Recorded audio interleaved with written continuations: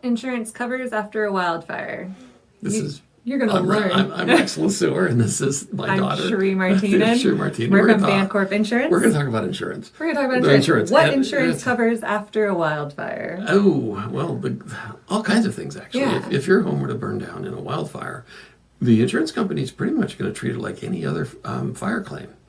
They're going to pay for the structure itself, the building, the 4 walls and a roof, brick, sticks, and steel, and then the contents and inside. then all of your contents inside, which could be anything from a laundry machine to your bed. Yep, socks in the drawer, everything. Yep. Everything that could be destroyed in that home is considered contents. With some exceptions, there are some fine arts and things like that that have limitations, which you should look at your policy to, if you have that kind of thing.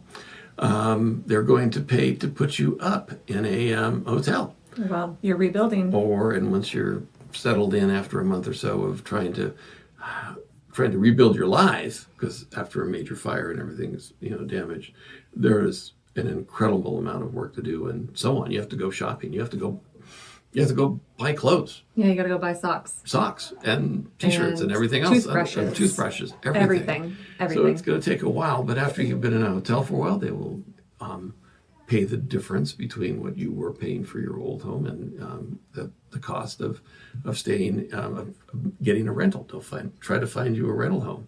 Really hard to do right now in places like Central Oregon. Aren't that many rentals. So and I think what people forget, and we talked about this the other day, is that they're not just replacing the home, but they're also taking care of the bank. Oh, yeah. Yeah, so if you have a mortgage and you're paying your mortgage, which most of us do, and your home burns down, what happens for the bank? You need to continue paying your mortgage. Yeah. Yeah, they don't pay the mortgage. You need to continue paying the mortgage. So that was a question that we got. Yes, you need to continue paying your mortgage. The insurance company is not going to pay the mortgage. But they are going to try to, put you as even as they possibly can. Let's say that you're, you still have to go to work. I mean, you still got to go to work. You still got to pay bills. You still got to pay your bills and so on. So and the home, you're not having a mobile home and then replacing it with a 5-bedroom. Right. Stick built. The policy reads that home. They're going to replace it with like, kind, and quality new. Now, if you choose not to rebuild, let's say you have an older home and you just, or the shed out back burns down or something like that. If you choose not to renew, the insurance company is not responsible for giving you replacement cost. They are responsible for giving you actual cash value, which puts you basically so you could use the money for something else. If you have a home and it burns down in one location and you decide to build it in another, the insurance company will accommodate that in most cases. I think of things like Louisiana, like when people decided maybe not to rebuild in a flood zone. Yeah. Yeah. Where they move out.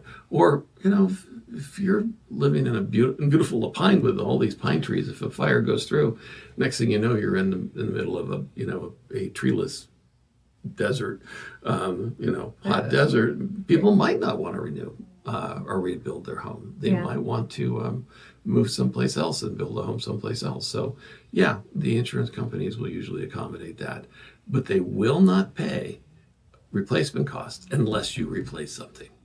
So that is something that you have to be aware of.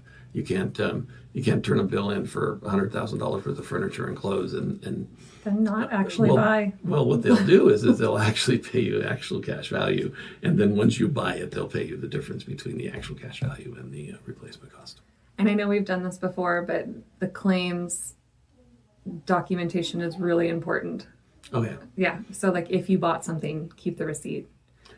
And actually a good idea to do if you're in any kind of major claim is to keep a notebook. Get a 3-ring binder. 3-ring binder or a wire binder, and just write down every time you talk to an adjuster, every time you talk to a contractor, every time you talk to everybody.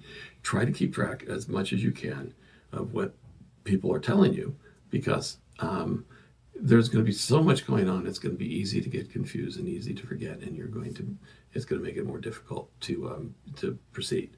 So, and also, sometimes the insurance companies, when we've seen this happen, where adjuster A is assigned to the account, and then 8 months, 10 months into it, the catastrophe is over.